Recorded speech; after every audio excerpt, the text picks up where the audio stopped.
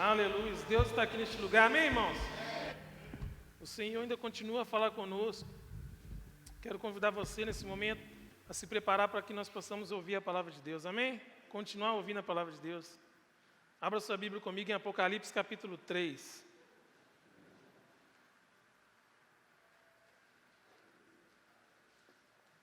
Quantos estão felizes aqui nessa noite?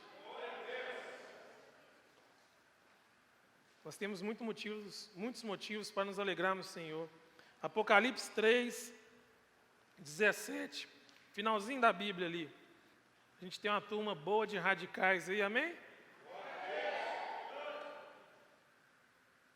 Talvez você não está entendendo o que está acontecendo. Nos próximos dias você vai entender, amém? A gente não precisa falar muito não, o testemunho desses irmãos, a vida deles vai dizer por você, amém? Mas você vai ouvir falar um pouquinho ainda do que Deus está fazendo esses dias.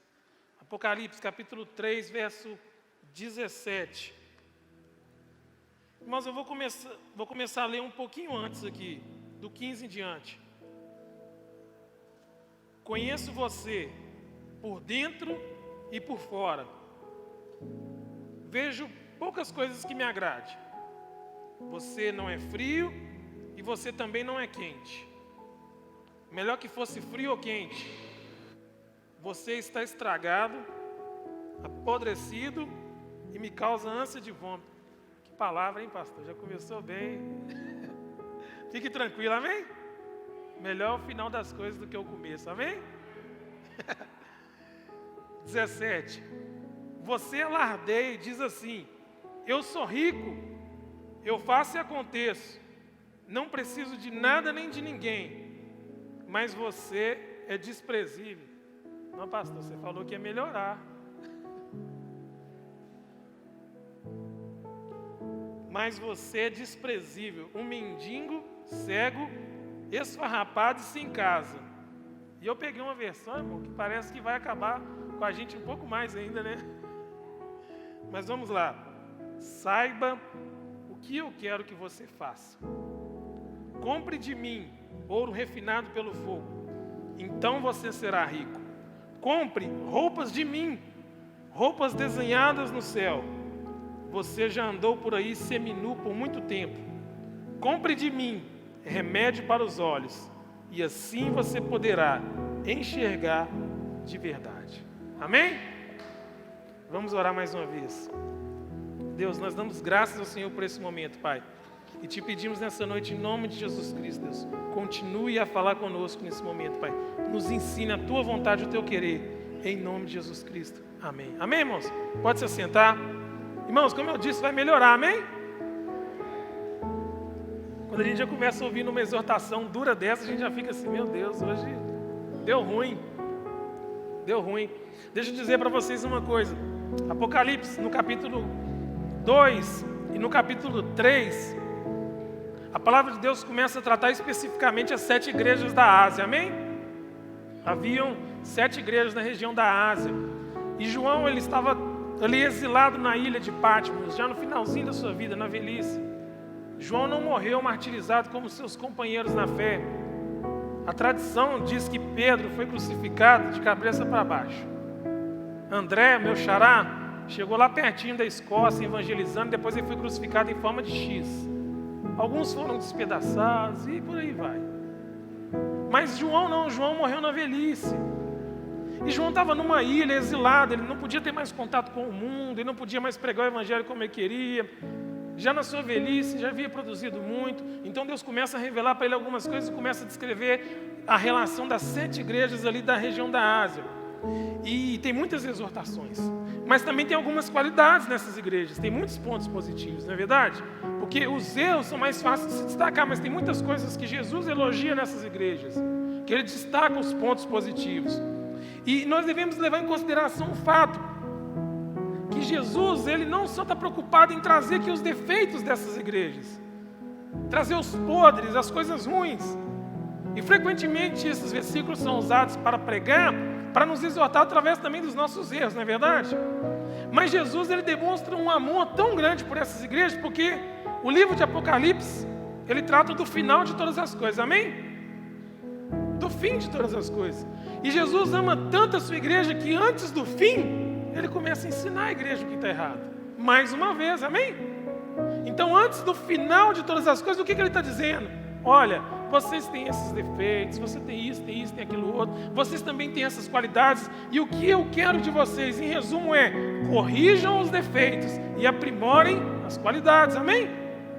Então a gente fica assustado, nossa, era pesada a situação da igreja ali, era pesada a situação da outra igreja, mas Jesus amou tanto essas igrejas, como Ele nos ama tanto, que antes do final de todas as coisas, Ele vai sempre nos exortar e sempre nos alertar para que a gente possa ser corrigido, amém?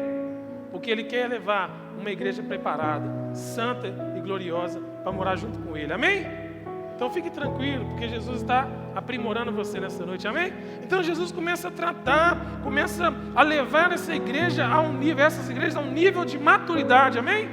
Então nesses dias Jesus quer levar você a um nível de maturidade. Irmãos, o grande problema é que a maturidade traz para nós é que muitas das vezes algumas fantasias que a gente tinha quando a gente era criança começam a ser desmanchadas, não é verdade? Às vezes quando a gente é criança, a gente está cheio de fantasias, cheio de sonhos, de esperanças. A gente imagina um mundo colorido, bonito, não é verdade? Um sonho encantado. E aí a gente vai crescendo, a maturidade começa a desmanchar alguns desses sonhos. E aí, o erro que nós cometemos é que a gente deixa de sonhar.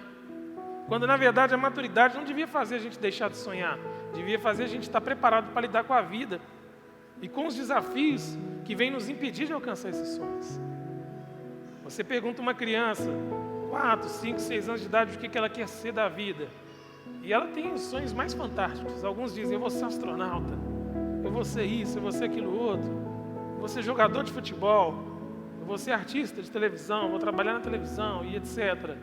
E aí quando ela começa a crescer, principalmente a gente que é adulto, o que a gente começa a fazer? Começa a dar um choque de realidade. A vida não é assim, etc, etc. Ao invés da gente incentivar, começar a apontar o caminho. Você quer ser isso? Então vem cá. Você precisa trabalhar isso aqui. Você precisa ter mais disciplina. Você precisa aprender a acordar cedo. Você precisa aprender a organizar suas coisas. Você quer ser um grande empresário? Então vem aqui. Eu vou te dar R$10, eu quero te ensinar a multiplicar esse dinheiro. Vai lá no mercado, faz isso, aquilo outro, compra isso, faz uma rifa. Não é verdade? Ao invés da gente potencializar o sonho, o que a gente começa a fazer? Julgar as nossas próprias frustrações em cima daquela criança. Na maioria das vezes a gente é assim. Por quê? Porque fizeram isso com a gente. De repente os nossos pais não tinham muita instrução, e o que eles faziam? Julgavam em cima da gente. E não tem nada de errado com os nossos pais, amém? Porque pai e mãe, irmão, não precisa fazer psicologia antes de ter filho. Pai e mãe não precisa fazer pedagogia antes de ter filho. Eles não são obrigados a saber tudo para instruir a gente. Eles instruem a partir da própria experiência de vida, da vivência deles. Amém? Então talvez alguns de vocês estão lembrando aí das mágoas, daquilo que julgaram sobre você, te magoaram. Fique tranquilo, libere o seu coração, perdoe os seus pais, amém? Eles não são obrigados a vir para essa vida já preparado. Quando você for pai e mãe, você vai entender isso também. Você vai errar com seus filhos. E você vai melhorando.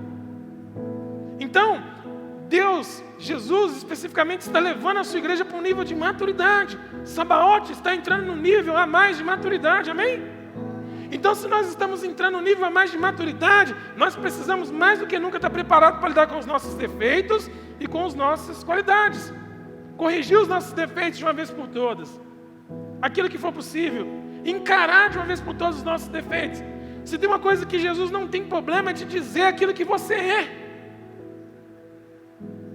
Se tem uma coisa que para Jesus não é problema nenhum, é falar para você na sua cara aquilo que você é. Alguns de vocês já estão entendendo perfeitamente isso. Mas se tem uma coisa também que não é problema para Ele, é dizer para você aquilo que você pode ser. Enxergar o seu potencial, a sua melhor versão. E é isso que Ele fazia o tempo inteiro nas Escrituras. Quando Ele encontrava com os fariseus, Ele elogiava o conhecimento que eles tinham na palavra. Verdade, verdade. Isso, vocês estão certos. Mas vocês são hipócritas. Por que agora vocês não vivem o que vocês pregam? E quando ele via uma pessoa numa condição desprezível ali na prostituição, talvez no roubo, no suborno, o que ele falava para aquela pessoa? O pecado, né? Falar assim, você pode ser melhor. Arrepende do seu pecado. Então Jesus não tem problema nenhum com a verdade, amém? Nós é que temos. Nós é que nos ofendemos com a verdade. Nós que ficamos tristes, nós que ficamos angustiados quando a verdade vem ao nosso encontro. João capítulo 8, verso 32 diz que se nós conhecermos a verdade vai nos libertar. Nessa noite eu quero fazer um convite para você. Faça uma oração ousada nesses dias. Peça a Jesus para te mostrar profundamente, verdadeiramente, quem você é. Além de quem eu acho que você é. Além de quem os outros dizem que você é. Além daquilo que você enxerga ao seu respeito. Jesus tem uma visão ao seu respeito. Jesus tem um olhar ao seu respeito. Peça a Deus para te dizer quem você é. Eu achava que eu era alguém. Quando eu encontrei com Jesus, eu descobri que eu não era quem eu achava que era.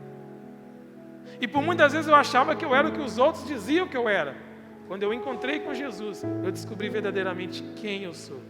E minha vida mudou completamente a partir do momento que eu entendi quem eu sou.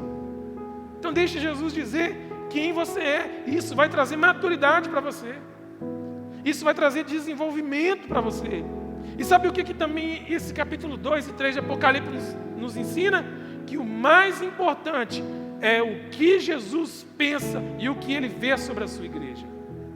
Se nós pedirmos qualquer pessoa aqui para dizer o que tem de errado na igreja, qualquer um vai saber dizer uma listinha de 5, 6 coisas que está errado na igreja. Se a gente abrir o microfone aqui numa reunião qualquer e falar qual que é o problema do ministério, irmão, o que mais vai ter a gente dizendo? E muitos vão acertar. Não é difícil enxergar os problemas, não, é fácil. O difícil é a gente ser a resposta para esse problema. O difícil é a gente pagar um preço para ser a solução desse problema. Em todas as áreas da nossa vida. Enxergar os problemas é fácil. Muitas pessoas nos dias de hoje estão extremamente frustradas, decepcionadas, magoadas com a igreja de Jesus. Alguns já não querem mais congregar, seja em qual for a denominação. E quando você pergunta às pessoas, eles têm motivos sinceros para isso. Motivos muitas vezes honestos para isso. Situações verídicas que eles vivenciaram nas igrejas que justificam a decisão deles de não congregar. Sabe? Mas o mais importante não é a forma com que você vê a igreja de Jesus. O mais importante é a forma como que Jesus vê a sua igreja. Porque quando chegar no grande dia, Jesus não está preocupado com a forma com que você viu a igreja. Jesus está preocupado com a forma com que Ele está vendo a igreja. Quando chegar no grande dia, Jesus não vai perguntar para você, cara, quais foram os problemas que você passou e por isso que você desistiu? Vem cá, filhinho. Ô dó, eu te entendo, tadinho. Não, Ele vai te dizer assim, filho, eu já te avisei que tinha problemas. Eu já te avisei no barco que você estava embarcando. Eu já te disse, no mundo você vai ter aflições. Por que você não perseverou? Por que você desistiu? É isso que Ele vai dizer para você se você desistir. Quando chegar no grande dia, imagine uma fila imensa. Eu não sei se vai ser assim não, tá bom, irmãos? A Bíblia mostra alguns detalhes, mas não mostram todos, não. Vamos imaginar. Imagine uma fila imensa de gente ali diante do trono de Jesus, Ele entronizado diante das nações, glorificado. A igreja venceu, aleluia! E ali a gente vai ver gente tudo machucado, sendo restaurado, com roupas sujas, agora com novas vestes. Gente que passou todo tipo de aperto. Perdeu filho, perdeu marido, tráfico, isso, aquilo. Uma multidão de situações. E agora essas pessoas sendo glorificadas. Os nossos irmãos na fé que perderam a sua vida, sendo glorificados diante de Jesus, sendo consolados, confortados. E alguns que infelizmente olharam assim e desistiram. Por quê? Porque focaram só nos defeitos, só nos erros, só nos problemas. E não suportaram coisas tão simples. Sabe, irmãos, o mais importante é saber o que Jesus está vendo em sua igreja nesses dias. O que Jesus está vendo nesse lugar nesses dias. O que Jesus está vendo em Sabaote nesses dias. Qual o plano de Jesus para essa igreja nesses dias. É isso que eu quero saber. Eu não quero saber o que o outro irmão do louvor pensa. Eu não quero saber da fraqueza do irmão do diaconato. Eu não quero saber do tropeço do irmão que é do ministério de dança, da irmã que é do ministério de dança. Eu não quero saber do problema do irmão da mídia. Eu quero saber o que Jesus pensa da sua igreja e como eu posso me envolver na obra de Jesus nesses dias. É isso que é importante para mim. Eu quero saber, Jesus, o que o Senhor quer da sua igreja e como eu posso fazer parte disso. Isso é o mais importante para mim. Porque o problema do meu irmão não vai me edificar, mas aquilo que Jesus separou para a sua igreja, eu quero fazer parte disso, porque isso vai me edificar. Deus tem um plano para a sua igreja, amém? Deus tem um projeto para a sua igreja. Um dos grandes problemas dos pessimistas, daqueles que desistem de congregar, é que eles acham que Jesus falhou na sua missão. Jesus não falhou na sua missão. Jesus vai buscar a sua igreja e ela está sendo aperfeiçoada até o grande e glorioso dia. E nós vamos fazer parte disso, amém? Ele não desistiu. Ele não jogou o seu sangue fora. Ele comprou a sua igreja, não foi com ouro, com prata, foi com sangue precioso. Então, meus irmãos, eu quero ver a igreja nesses dias com o mesmo olhar que Jesus está vendo, amém? Eu quero ter o mesmo olhar que Jesus tem sobre cada um de vocês. Porque se eu olho com o meu olhar, eu não vou ter paciência com o fraco na fé. Eu falo assim, ixi, esse cara aí, velho, esse cara só dá trabalho. Nossa, essa irmã aí, pelo amor de Deus, tudo dessa irmã é isso. Não, eu não quero ter esse olhar, eu quero ter o olhar de Jesus. Por que é que Jesus está tendo paciência comigo ainda? Por que é que Jesus está tendo paciência com você ainda? Eu quero ter esse olhar sobre a igreja. É isso que nos envolve, é isso que nos faz apaixonar, é isso que nos faz dedicar um pouquinho mais, é isso que faz a gente abrir mão de serviço, irmão, para estar aqui ministrando, é isso que faz a gente abrir mão de faculdade, é isso que faz a gente abrir mão de hora extra, é isso que faz a gente abrir mão talvez de estar investindo dinheiro para estar aqui na obra de Deus, porque pouco a pouco Jesus está nos revelando aquilo que Ele está enxergando, e quando a gente começa a ver com os olhos de Jesus, tudo é muito mais glorioso, tudo é muito mais prazeroso, tudo é muito mais satisfatório e vale mais a pena. É isso que faz a gente apaixonar, porque a gente poderia estar cuidando de tantas outras coisas. Irmão, você acha que a gente poderia estar fazendo 1000 coisas aí fora? Aquele irmão, aquela irmã que você vê que tem cuidado com as pessoas, sabe conversar, te ouve, te entende, te aconselha, toca a sua alma quando está ministrando, ora por você, cura, restaura a sua alma. Podia estar fazendo psicologia tranquilamente. Podia estar fazendo terapia, cobrando aí tranquilamente. Não desmerecendo a ciência, mas a pessoa já tem uma vocação, um perfil para aquilo. Pessoa que prega bem, que fala bem, podia estar dando palestra em qualquer área que ele se especializasse. E por que a pessoa escolheu estar aqui? Porque algum dia na vida dela, Jesus tocou os olhos daquela pessoa, e ela não enxergou a vida dela com o olhar dela, ela não enxergou a obra de Deus com o olhar dela, mas ela enxergou a vida dela e a obra de Deus com o olhar de Jesus. Pergunte qualquer um que está fazendo a obra de Deus. Algum dia Deus tocou essa pessoa, e a vida dela nunca mais foi a mesma. E eu quero te convidar nessa noite, deixe Jesus tocar a sua vida. Deixe Jesus tocar o seu olhar nessa noite. Deixe Jesus mudar a perspectiva, a forma com que você está enxergando as coisas nessa noite. Você precisa ver com o olhar de Jesus. Ver com o olhar de Jesus também nos faz mais humilde, irmão. Mais simples, mais sensíveis. Nos faz descer do nosso pedestral. Da posição, a posição que eu estou aqui hoje, falando para você, é privilegiada, irmão. Se eu disser algumas coisas aqui, você pode mudar a sua vida por consequência daquilo que eu estou dizendo aqui agora. Dependendo do que eu falar aqui, eu posso te manipular e usar isso em meu favor. Talvez alguns de vocês não tenham noção disso. A posição que eu tenho aqui, eu posso ocultar os meus defeitos, os meus pecados e focar só nos seus. É confortável. E começo a falar só, o problema é seu. Ocultando os meus defeitos, mas Jesus está vendo a minha vida, Ele sabe quem que eu sou. Quando eu desço daqui, quando eu coloco a minha cabeça no travesseiro, Ele sabe quem que nós somos. E por isso que olhar com os olhos de Jesus nos faz mais humildes, mais sensíveis, porque aquela pessoa com a qual eu não tenho paciência, talvez eu não tenha paciência com ela porque ela é justamente muito parecida comigo.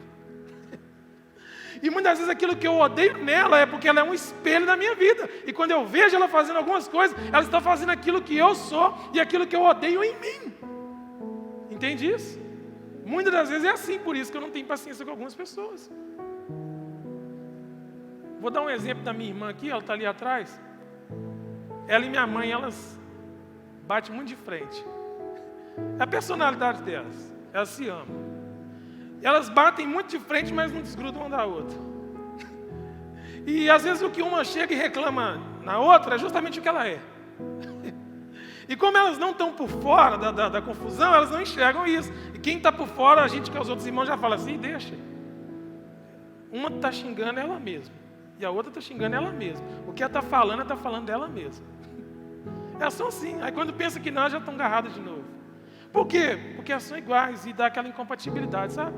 E muitas vezes na fé, na vida cristã, no ministério, a gente é assim também.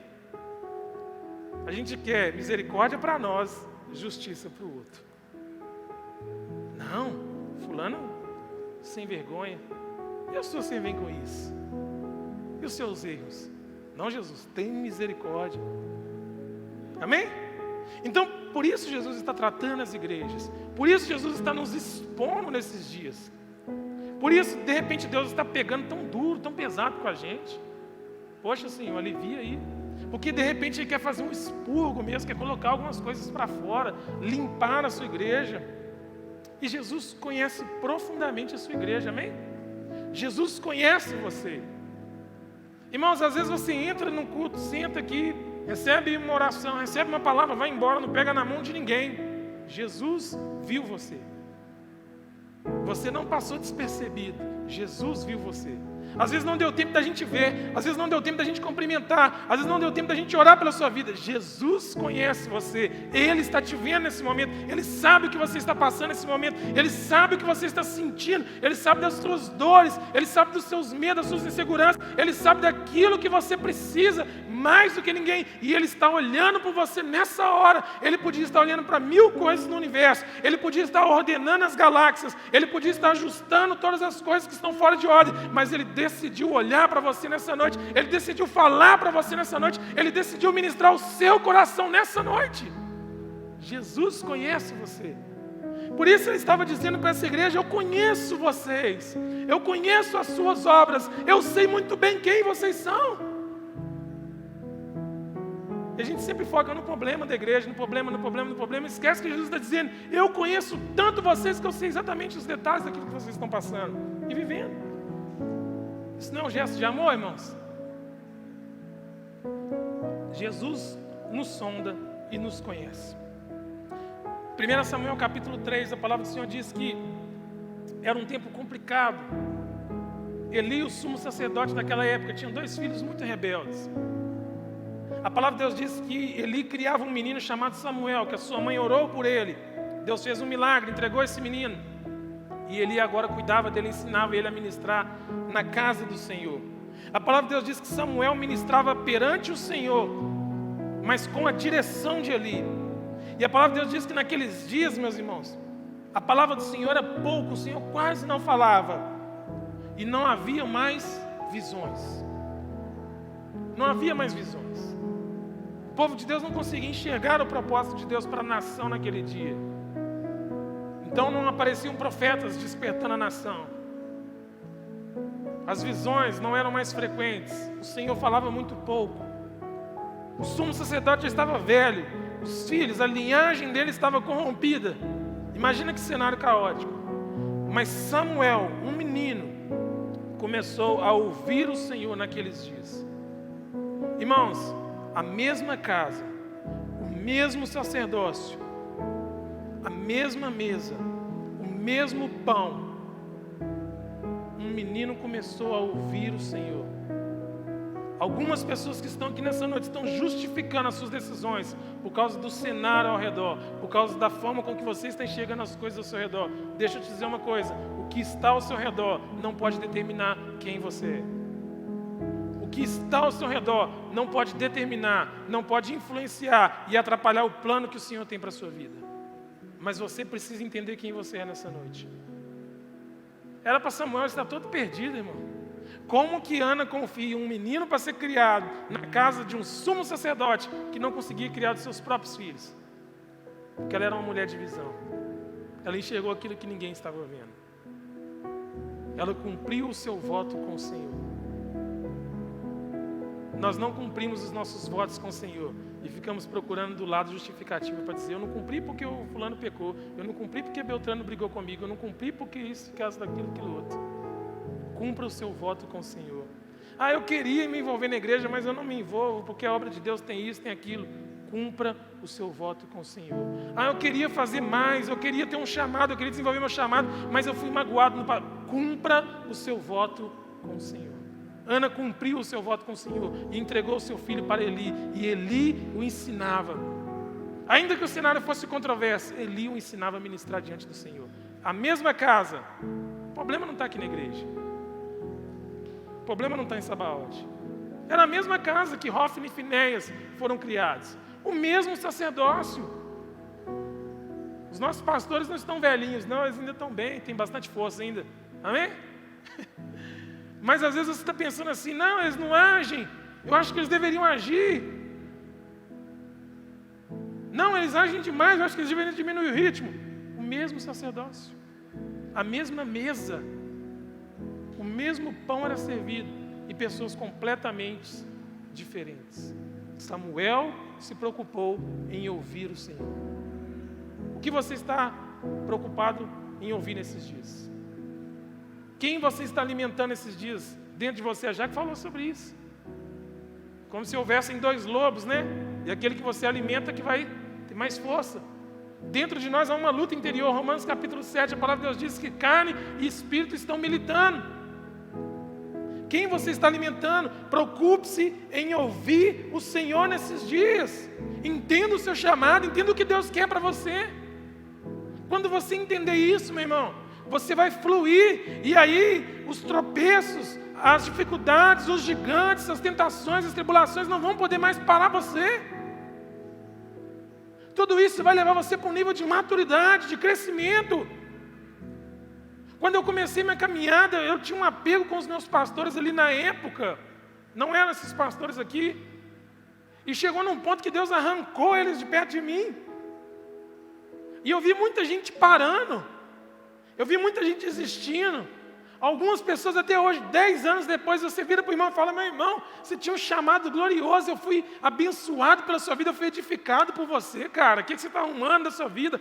Eu me lembro daquele dia que você orou por mim, e através daquela oração, Deus ministrou meu coração. O irmão fala assim, eu não consigo mais congregar, eu gostava daquela igreja, daquela época. Eu falo, cara, você não entendeu nada. Você não entendeu nada. Ele está justificando a dificuldade, a falha dele no outro. Porque fechou, porque fulano parou, porque alguém disse isso, porque meu filho... Não, foque no seu chamado nesses dias, amém? Deus tem um projeto para você, Ele conhece você, Ele sabe quem você é, e é você mesmo que Ele te chamou. Não importa como está o cenário ao seu redor, não importa se há corrupção dentro da igreja, Jesus conhece tudo isso muito bem, e Ele quer que você ouça a voz dEle nesses dias. Era isso que ele estava fazendo com Samuel. Não importa, Samuel. Não importa o que você está vendo. E eu separei você para esse tempo. Alguns de nós somos chamados para tempos específicos, amém? Momentos significativos. A resposta tem que ser rápida. Alguns de nós temos que dar respostas rápidas para o Senhor. Alguns de vocês talvez ainda vão ter outras oportunidades. Alguns de vocês tiveram muitas chances. Mas há pessoas aqui nessa noite que tiveram que se levantar rapidamente e falar, Jesus, essa é minha última chance, eu preciso agarrar essa chance, porque eu não sei o que vai ser de mim amanhã. E às vezes o chamado de Deus é assim mesmo, irmão. Dê uma resposta para o Senhor nesses dias, amém? A palavra de Deus fala conosco aqui que a igreja de Laodiceia, especificamente, que eu estava lendo, era uma igreja que batia no peito e dizia, eu sou rico, não preciso de nada. Irmão, a pessoa bater no peito e dizer, eu sou rico, eu não preciso de nada, tem que estar bem, não tem? Quem pode dizer isso aí nesses dias? Não precisa preocupar não, irmão, eu te pedi dinheiro não. Quem pode bater no peito e dizer, eu sou rico, eu não preciso de nada, eu tenho tudo. Nós precisamos, irmãos, primeiramente, para receber algo de Deus, esvaziar de nós mesmos. Alguns de vocês já fizeram muitas orações e disseram, Senhor, eu quero ser cheio. Senhor, eu quero experimentar esse negócio aí que os crentes sentem. Quantas vezes a gente que está por fora olha e fala, o que é isso aí que esse povo tanto fala, que está sentindo dentro deles? Eu quero sentir isso aí, eu quero experimentar esse negócio dos crentes aí. O que é isso aí, o Espírito Santo? Será que ele fala mesmo? Como é que o Espírito Santo fala? Será que ele fala alto mesmo, igual um fantasma, uma assombração? Será que ele fala na mente, no espírito? Será que é um cochicho? Tem que ficar atento para ouvir ele? Como é que é? Será que o Espírito Santo aparece? Talvez tenha alguém aqui nessa noite que ainda tenha essas dúvidas. Alguns de vocês talvez já oraram dizendo: Senhor, eu quero. Meus irmãos, se você quer, você precisa se esvaziar. Primeiro você precisa se esvaziar. Algumas coisas você tem que colocar para fora, cara. Algumas vezes Jesus nos ajuda e começa a tirar alguns entulhos de dentro de nós. Mas existem algumas coisas que você tem que colocar para fora. Tem alguns cômodos que a gente quer deixar escondidinho. Algumas coisinhas ali, coloque isso para fora nessa noite. Se você quer receber mais de Jesus nesses dias, esteja preparado para se esvaziar mais de você. Esteja preparado para renunciar a algumas coisas a seu respeito. Esteja preparado para colocar a vontade de Deus em primeiro lugar. Pessoas que são cheias do Espírito Santo de Deus estão cada vez mais vazias de si mesmas. Pessoas que são tremendamente usadas por Deus estão cada vez mais abrindo mão das suas vontades. Pessoas que são profundas no relacionamento com Deus estão tão perdidas em Deus que já começam a se esquecer a respeito de quem eles são. Já começam a se esquecer a respeito daquilo que eles gostam, daquilo que eles queriam, já começam a se esquecer das suas prioridades, porque tudo começa a ser Jesus, tudo começa a ser Ele, tudo começa a ser a obra dEle. Ele começa a nos envolver de tal forma que você já começa a não ter mais fome, tudo que você quer é a comida dEle. Ele começa a nos envolver de tal forma que você já não começa mais a ter sede, tudo que você quer é a bebida dEle. Ele começa a te envolver de tal forma que você já não quer mais distração, tudo que você quer é estar na mesa com Ele, junto com Ele, no lugar que Ele ministra, bebendo da comida dEle e da bebida dEle. Assim é a vida com Jesus. Se você não experimentou ainda isso, se você ainda não teve esse despertar, se você ainda não sentiu essa fome, eu quero te dizer nessa noite, é isso que Jesus tem para você. Ele quer te levar muito mais além, muito mais que você sentir um friozinho na barriga, muito mais que você sentir um arrepio num culto, muito mais do que você sentir um mexidinha no seu coração ali quando está cantando aquela musiquinha bonita. Não é isso que Ele quer. Ele quer colocar paixão em você, Ele quer colocar fogo em seus ossos, Ele quer fazer com que Ele seja o centro da sua vida. Vai chegar num momento na sua história que você não vai ver mais nada além da vontade dEle, além do que Ele quer para você. Vai chegar num momento na sua vida que você já não vai conseguir mais pensar só em você, que a prioridade não vai ser eu, mas vai ser Ele, porque dEle, por Ele e para Ele são todas as coisas. Esse é o lugar que Jesus quer levar você nesses dias. Por isso Jesus está tratando a sua igreja. Esse é um lugar de cristãos maduros. Porque para quem é imaturo, a gente tem que ficar se esforçando, irmão. Se esforçando, ter paciência com o irmão que é fraco. Mas quem é maduro já corresponde à voz do seu mestre. Quem é maduro já entende a vontade do seu Senhor. A vontade de Jesus já não é mais um fardo para nós, mas é um prazer, é um deleite. Se a vontade de Deus está sendo um fardo para você, tem algo errado. A vontade de Jesus tem que ser um deleite para você. Jesus diz: aprendam de mim, que sou manso e humilde. Tome o meu jugo, o meu fardo, que é leve e suave. Pesado, difícil é o jugo da religião, da opressão, das drogas, da prostituição, da humilhação, da vida difícil. Aquilo que Jesus tem para você é prazeroso, é delicioso, é um fardo que é leve, que nós conseguimos suportar. Talvez você está fazendo a obra de Deus e isso se tornou uma opressão para você. Se liberte disso nessa noite. Talvez você está fazendo a obra dos homens, talvez você está fazendo a obra do seu ego, talvez você não quer abrir mão da posição que você tem. Tome o fardo de Jesus nessa noite. Talvez você está sufocado, não é o que a obra de Deus colocou em você, mas é o que você tomou para si mesmo. A obra de Deus, ela é prazerosa, amém, irmãos? Eu não consigo mais viver em outro lugar. Irmãos, eu não posso mais voltar para trás, porque eu nem sei mais viver aquela vida. Sem arrogância, irmão. A gente pode pecar, mas eu já não tenho mais os amigos que eu tinha. Eu já não frequento mais os lugares que eu frequentava. Não tem lugar para mim mais não, velho. Só tem um lugar para frente. Jesus tentou expulsar os 12 e falou assim, vocês não querem ir embora também não? Pode ir embora com a multidão. E Pedro, cheio do Espírito Santo, falou, Jesus, para onde que a gente vai, Jesus? Não tem outro lugar, não ser o Senhor. Só o Senhor tem as palavras de vida eterna. Para onde que a gente vai? A gente já não sabe mais viver a nossa vida não, Jesus. Tem um homem que diz que basta alguns segundos na eternidade, que nós saberíamos perfeitamente como que nós deveríamos ter vivido essa vida. Irmãos, eu ouso dizer nessa noite, quem foi tocado por Jesus, experimentou um pouquinho do que é a eternidade, e não consegue mais viver de outra forma essa vida. Quem foi tocado por Jesus já sabe o que lhe espera lá na frente, por isso vai perseverar. Deixe Jesus limpar os seus olhos nessa noite. Laodiceia dizia, eu sou rico, eu não preciso de nada não. Só não tem espaço para receber mais de Deus quem está empapuçado, quem já está cheio, está aqui.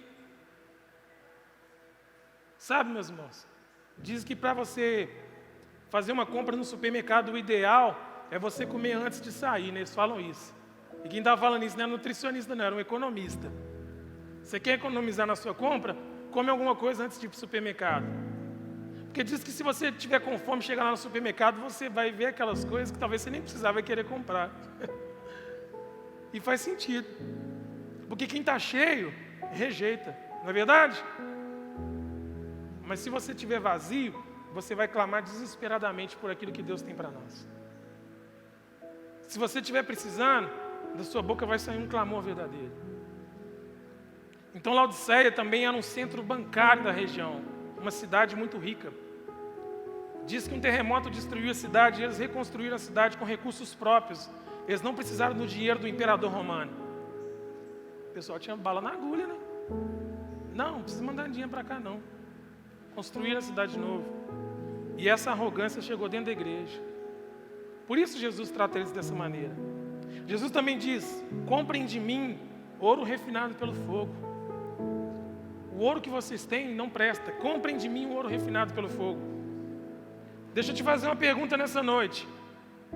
Aquilo que você carrega é capaz de suportar o fogo? As virtudes que você carrega são capazes de suportar o fogo? A adversidade, as provações, as dificuldades, as privações, os seus valores é capaz de suportar o fogo? Será que o seu ministério é capaz de suportar o fogo, pressões, opressões, perseguições? Será que a sua vida ministerial foi forjada para separar e suportar tudo isso? Alguns de vocês já estão entendendo isso. Eu nem ia falar isso especificamente para quem voltou do radical, amém? Mas eu entendi que muita coisa está encaixando. Jesus está falando, comprem aquilo que é capaz de resistir. Adquiram aquilo que o ladrão não pode roubar. Gastem tempo com aquilo que as coisas desse mundo não podem corromper. Valores eternos. Valores que não perecem, coisas que ninguém pode destruir. Isso é o mais importante dessa vida. Era isso que Jesus estava dizendo. Comprem aquilo que o dinheiro de vocês não seja capaz de dar para os seus filhos. O processo vai te testar, irmão. O processo vai te provar, vai te fazer questionar todas as coisas. O processo vai fazer com que você muitas vezes pense em desistir. Permaneça firme naquilo que o Senhor separou para você. Não desista do seu marido. Não desista do seu filho. Não desista do seu irmão nessa noite. Permaneça firme. Não desista. Não desista do seu ministério. Ainda que as perseguições venham, ainda que se levantem contra você, não desista. Deus está nos provando. E muitas vezes Ele vem com fogo. Mas Ele está refinando aquilo que Ele colocou de mais precioso em nós. Porque no final de todas as coisas vai sobrar aquilo que realmente tem valor. Jesus também disse, comprem roupas brancas, vistam-se para cobrir a sua vergonha. Eu já estou finalizando. Quando eu estava lendo isso lá em casa, eu fiquei assim, pensando, tá, comprar roupas brancas e vestir. Por que quando João estava escrevendo isso aqui, ele fez questão de dizer as duas coisas? Porque é possível comprar as roupas e não vestir. Sabe? Ter a faca e o queijo na mão e não fazer o que é certo. É possível compreender aquilo que é santidade e não viver em santidade. É possível subir aqui e pregar sobre isso e não viver isso. É possível subir aqui e cantar sobre isso e não viver isso. É possível ouvir e entender o que eu estou falando aqui nesse domingo e não colocar em prática. Por isso Jesus está dizendo, cumprem e vistam. Pratiquem as obras que vocês estão entendendo como devem ser feitas. Vamos deixar de ser só ouvintes, irmãos, e vamos nos tornar também praticantes, amém? O mais importante não é só o que você ouve domingo após domingo, mas aquilo que você consegue colocar em prática na segunda-feira. O mais importante não é só você ouvir um amontoado de mensagens, mas é você colocar em prática nem que seja um pouquinho amanhã. Quando você chegar ali no seu ambiente de trabalho, quando você for confrontado na sua honestidade, no seu caráter moral, quando você for confrontado na sua fé, isso é mais importante. Comprem, mas também vistam, porque Laodiceia estava nu, desprovida. Sabe, Jesus disse para eles, vocês não reconhecem que vocês estão nus? E talvez a gente não reconheça. Vou contar uma historinha para você. Você já ouviu falar de uma lenda de um rei? Ele era muito exibido. E aí um ladrão fugiu de uma cidade, foi para esse reinado. Ladrão muito espertalhão, meio estelionatário também. Se disfarçou de alfaiate ali. E ele falou assim que ele conseguia costurar a roupa mais bela de todas. Você deve ter ouvido essa historinha quando você era pequeno. E ele falou assim com o rei que ele fazia uma roupa invisível, que só os inteligentes conseguiam ver. Você deve ter ouvido falar disso. E aí o rei, que era muito exibido, falou assim, tá, então pode fazer. Deu para ele os melhores panos, os melhores linhos, dinheiro, muita coisa. Falou, faz a roupa. E aí o alfaiate, que também era um trambiqueiro, começou a fingir que estava fazendo a roupa. Ficou ali várias semanas, fingindo que estava costurando, cortando pano, aquela coisa toda. E aí o rei chegou lá e falou assim, não, vim ver a roupa. Aí o rei também não queria dar o braço a torcer, falou assim, vai pensar que eu sou burro, né? Ah, eu estou vendo, está ficando muito bonita, está ali na mesa, né, tal. E o espertalhão comprou a conversa, isso aí. Aí, para adiantar, chegou no grande dia, lá no palácio, o cara fingiu que levou a roupa, o rei nu, colocou a roupa em cima do rei. E aí, majestade, ficou bonita? Essa é a roupa mais bonita de todas, que só os inteligentes conseguem ver. Não, ficou bonita, estava nu. E aí o rei perguntou para os seus súditos, para os seus conselhos, o que eles achavam, e o pessoal não estava vendo nada, porque não tinha nada. Não, ficou ótimo, rei, que roupa bonita, nossa. E aí o rei foi desfilar pela cidade. Quando ele foi desfilar pela cidade, uma criança pequenininha, ingênua, virou e gritou, o rei está nu. E quando a criança gritou, o rei está nu, o rei ficou constrangido. E todo mundo começou a cochichar e falando que não estava vendo nada. E aí ele percebeu que ele tinha caído num golpe. E o cara já tinha ido embora. Porque a criança era ingênua, pura, né? Naquele conceito. Quando ela expressou aquilo, todo mundo ficou constrangido. Qual é o risco, irmãos? De nós estarmos achando que nós estamos encobertos. Mas na verdade nós estamos nu, passando vergonha diante de Deus. Por causa da nossa arrogância, do nosso orgulho, da nossa soberba.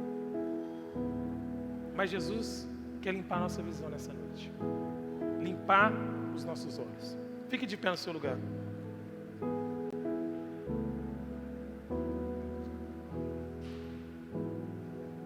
Jesus disse para Laodiceia, comprem colírio para ungir os seus olhos, porque assim vocês vão poder enxergar. Eu não sei você, mas eu quero que Jesus diga o que Ele pensa ao meu respeito, cada vez mais. Não importa o que Ele tem para dizer, eu quero ouvir o que Ele tem a dizer. Eu quero olhar com os olhos de Jesus. E se tem alguma coisa para ser tratada, por que não agora? Eu não quero perder a oportunidade. Eu não quero viver na vergonha. Eu quero ser encoberto. Porque foi isso que Jesus fez por nós. O primeiro Adão percebeu que estava nu. O segundo Adão sabia que a humanidade estava nua, mas ele deu o seu sangue teve as suas vestes repartidas para encobrir todos nós, encobrir a nossa vergonha. E Ele pode fazer isso por você nessa noite. Feche os seus olhos, eu quero orar por você nessa hora. Jesus, nós te pedimos nessa noite, Senhor, nós queremos aprender mais do Senhor, Pai. Queremos aprender mais contigo, Senhor, nesse tempo. Queremos ser tratados pelo Senhor, Pai. Porque o Senhor tem um olhar diferente sobre a igreja, Pai. O Senhor sabe dos nossos erros, mas o Senhor também sabe daquilo que nós temos de melhor e sabe aperfeiçoar os nossos potenciais. Jesus, eu quero te pedir nessa hora, Senhor, para que o Senhor também venha nos fazer enxergar com os olhos do Senhor. Venha nos fazer ver aquilo que o Senhor está vendo. Senhor, ensina-nos a olhar para o nosso próximo como o Senhor está vendo. Ensina-nos a olhar para nós mesmos com os olhos do Senhor, da maneira com que o Senhor enxerga. Senhor, nós te pedimos nessa noite também, Pai, a respeito daquilo que o Senhor já fez por nós na cruz do Calvário. Encobre os nossos pecados.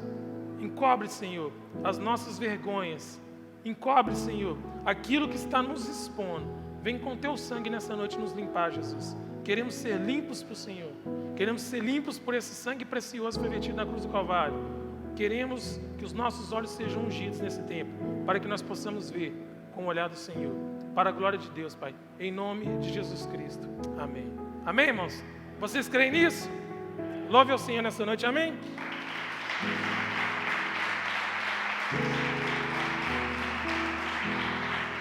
Amém. Irmãos, eu quero convidar aqui agora na frente o pastor Alessandro e o pastor Fábio. Quero orar pela vida deles. Eu acredito que você também quer orar pela vida deles. Ministério de louvor.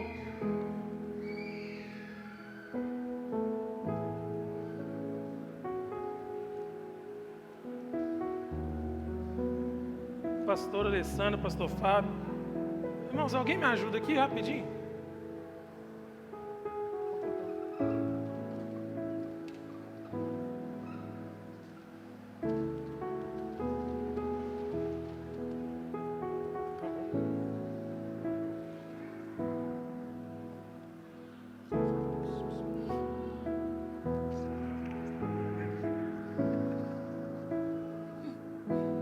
Amém. Pode vir cá. O pessoal aprontou para vocês, né? Pode vir cá, gente.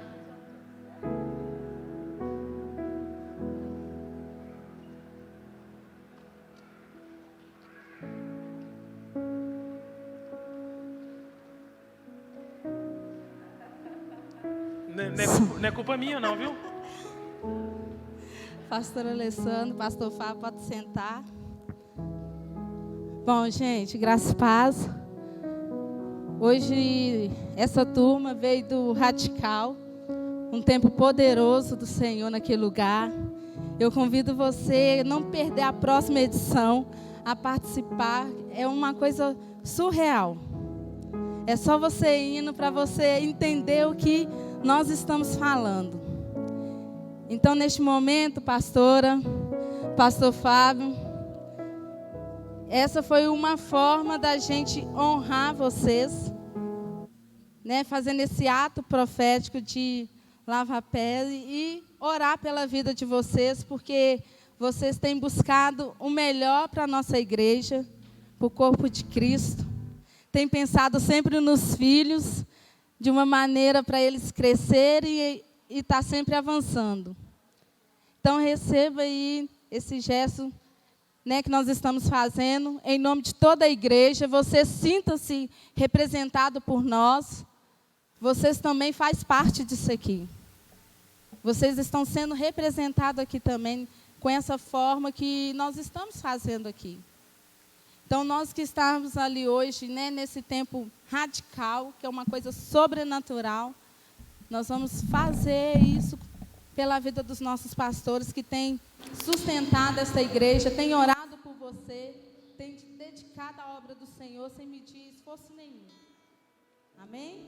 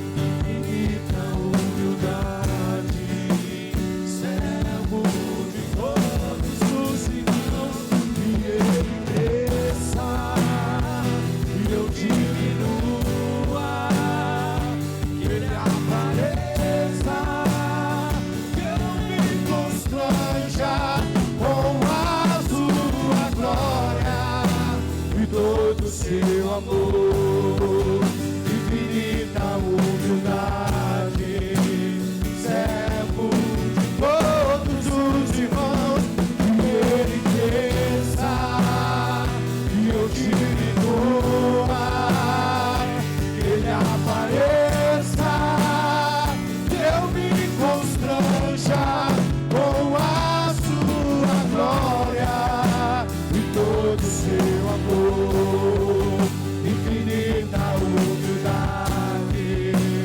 servo de todos os irmãos, que ele cresça e eu diminua, que ele apareça, que eu me constranja com a sua glória e todo seu amor, infinita humildade, servo de todos.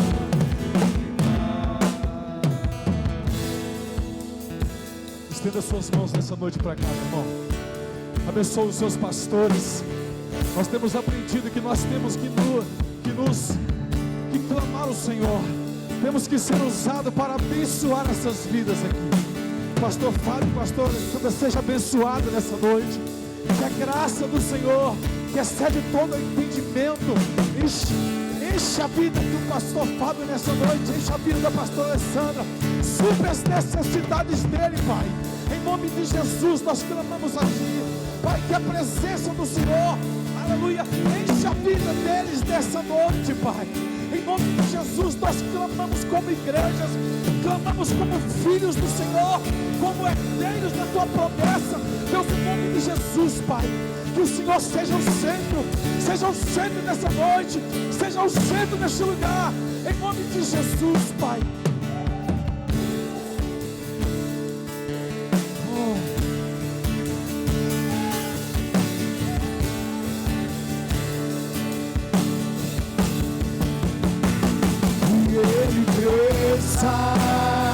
E eu diminua, que ele apareça, que eu me constranja com a sua glória e todo seu amor, infinita humildade, servo de todos os irmãos, que ele cresça e eu diminua, que ele apareça, que eu me constranja com a sua glória e todo seu amor, infinita humildade, servo de todos os irmãos, e ele cresça e eu diminua, que ele apareça, que eu me constranja com a sua glória e todo seu amor, infinita humildade. A igreja cante nessa noite. E ele cresça.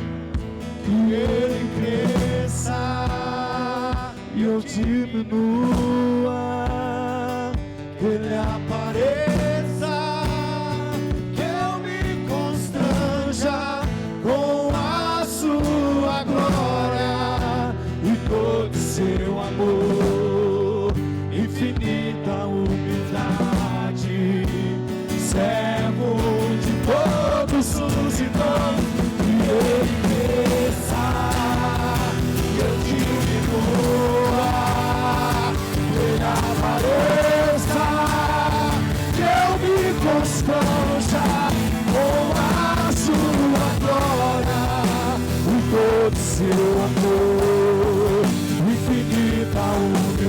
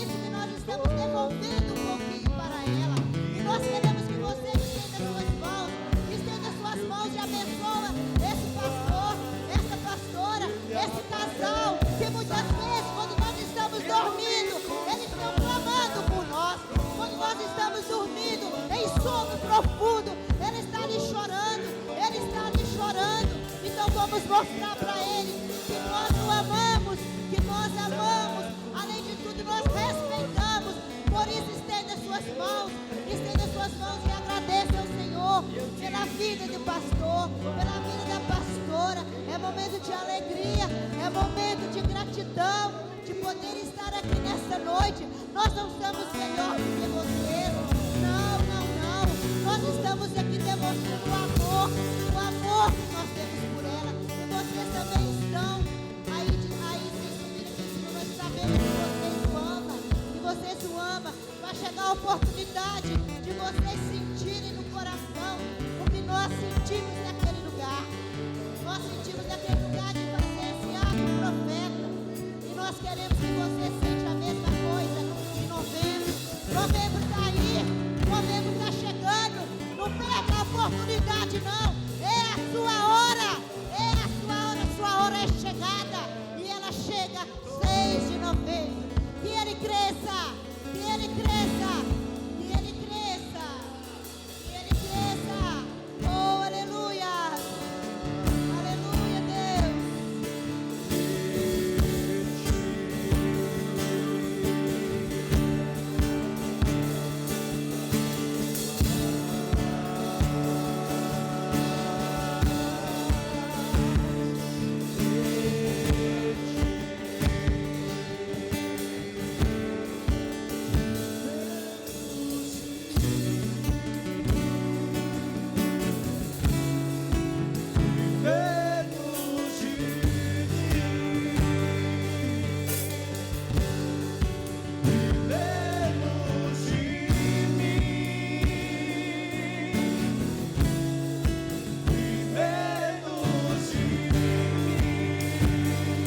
Você pode declarar essa noite.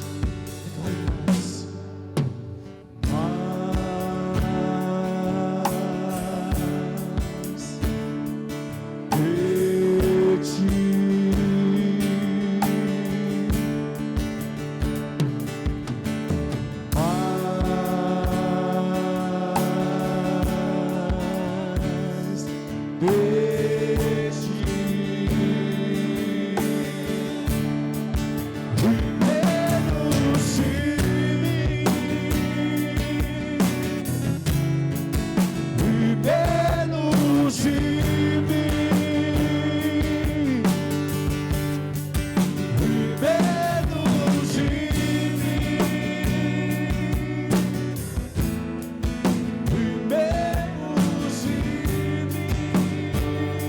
Declaramos todos juntos essa noite.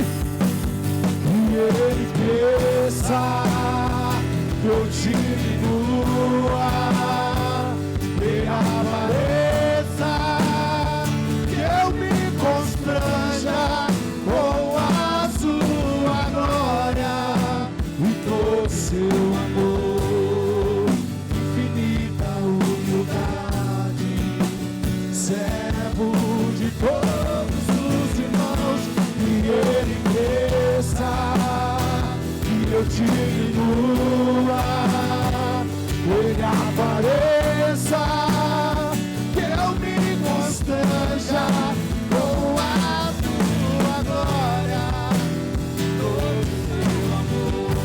Nesse momento, você vai ter a sua oportunidade. Você vai ir de encontro a um irmão seu. E você vai começar a dizer para esse irmão o que você gostaria de ver de Deus sobre a vida dele. Saia do seu lugar, ore por um irmão. Você agora é servo do seu irmão.